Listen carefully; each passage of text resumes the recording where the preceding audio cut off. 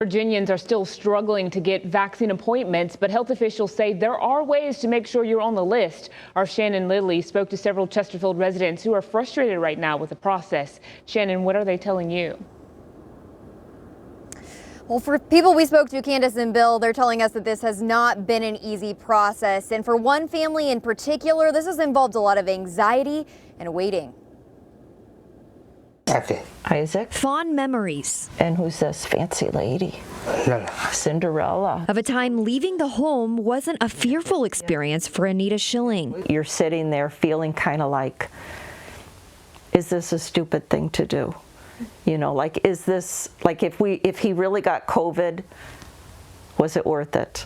And of course the answer is no. Married with 5 children, Schilling says she worries for her husband, who's over the age of 65 and has had several strokes.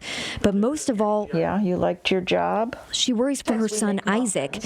He's 29 years old with Down syndrome. If he would get sick, we might not even know it until it was severe. As a teacher, Schilling is fully vaccinated against the coronavirus, but her husband, Tim, and son, Isaac, are not. If I could have given it to him, yeah, I would have. And the wait, she says, has been both agonizing and... It's just frustrating to wait and wait and wait and feel confusion. Schilling says they had to register for the vaccine twice, once with the Chesterfield County Health Department and the second time with the state. We thought we'd done it the right way, and then if we hadn't been checking, we wouldn't have known that, you know, they're never going to get that call or that email because they weren't even on the list. And Schilling isn't alone.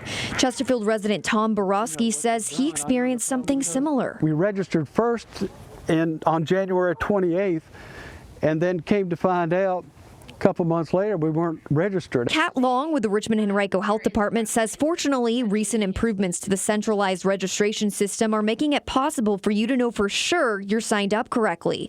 So if you're eligible for the vaccine but not hearing back, Long has this advice. Go ahead and make sure that you are in the system. Check the pre-registration on the vaccinate.virginia.gov to make sure that hasn't been an issue as to why you haven't been contacted. The second thing I would say is to encourage people to answer their phones. Unfortunately, not all of our phones are Virginia numbers. Yeah, so again, be sure you're answering your phone. And Long also adds that with the expansion of 1B vaccinations happening today across the state, that now means more people are eligible for this vaccine, including people with disabilities like Isaac. Working for you at the Richmond Health District, I'm Shannon Lilly, CBS 6 News.